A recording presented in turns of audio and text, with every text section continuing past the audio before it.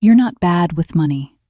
You budget, you track, you think twice before buying something you don't need. And when you use buy now, pay later, you feel like you're being smart. 4 payments, no interest, no credit card, clean. But here's what researchers at Harvard found after tracking 400,000 Americans who made the same decision. Their total spending went up, $60 every single week, and it stayed there. Not because they stopped caring, not because they got lazy, because something was removed from their brain, quietly, deliberately, the moment they chose to pay in installments. This video is about what was removed and why it was designed that way. Before we get into the mechanism, let's be clear about one thing. If you use buy now, pay later, you're in the majority. Half of American adults used it in 2026. It is not a fringe behavior. It is not a sign of financial failure. It is a product built by engineers, behavioral scientists, and product designers whose entire purpose is to feel frictionless. And it does feel frictionless. That's not a coincidence. That's the design. The problem isn't that you fell for something obvious. The problem is that what they removed from your experience is the one thing your brain relies on to make safe financial decisions. In 1998, 2 behavioral economists, Dražen Prelec and George Lowenstein, published a study that changed how we understand spending. They called it the pain of paying. Every time money leaves your possession, your brain registers a small signal. Not pain in the physical sense, more like friction, a subtle, automatic cost evaluation. That signal is what makes you pause at the register. It's what makes $400 feel like $400. Credit cards reduced that signal. The physical act of handing over cash was gone. But credit cards still showed you one number, $400. Buy now, pay later doesn't show you $400. It shows you $100, 4 times. And here's the research finding that matters. The brain does not automatically add those payments together. It evaluates each one in isolation. $100, manageable, fine, while the total cost blurs in the background. The $400 doesn't disappear. It just stops feeling like $400. Now, here's where the Harvard data becomes important. Maggio, Williams, and Katz tracked 400,000 people across their bank and credit card transactions, before and after they adopted BNPL. When people first started using it, their total spending jumped by $130 that week. 6 months later, it was still up by $60 every single week.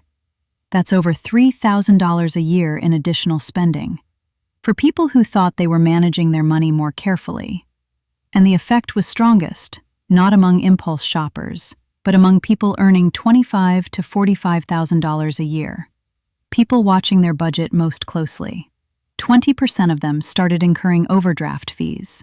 17% started paying low-balance penalties. The product marketed as interest-free was generating downstream costs they didn't see coming.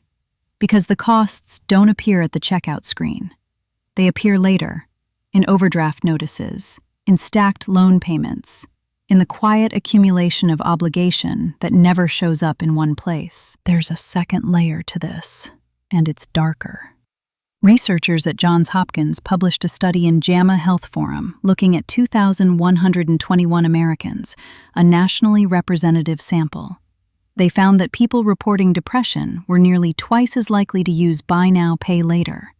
People with anxiety, 77% more likely. People with post-traumatic stress, more than twice as likely. Now, this is not a judgment about those people. This is information about what the product does in conditions of stress. When financial pressure builds, BNPL feels like relief. Split the payment. Breathe. Handle it later. But the Harvard data shows that later is more expensive than now, and more expense creates more pressure, which makes BNPL feel like relief again. The product was not designed to break this cycle. It was designed to feel like the solution to it. That's the trap. Not one bad decision.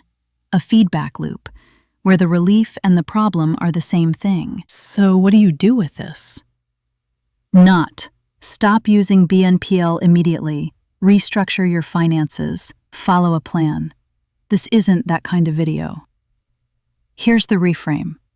The feeling of control that BNPL gives you, that calm at the checkout, is real.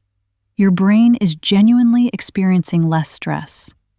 But that calm is not evidence that the decision is safe. It's evidence that a specific psychological signal was removed. That signal, the pain of paying, exists for a reason. It's not a bug in your financial behavior. It's the feedback mechanism that keeps your future self protected. When a product removes it, the removal feels like freedom.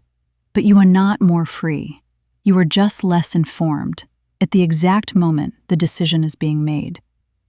Knowing this changes nothing automatically, but it changes what the calm means. The next time a $400 item becomes 4 payments of $100, and it feels manageable and smart and fine, you'll know what just happened.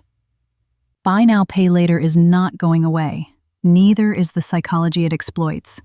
But awareness is the first structural defense. Not willpower, not budgets. Understanding the mechanism that was removed. If this video changed how you see that checkout screen, subscribe. There's more of this coming.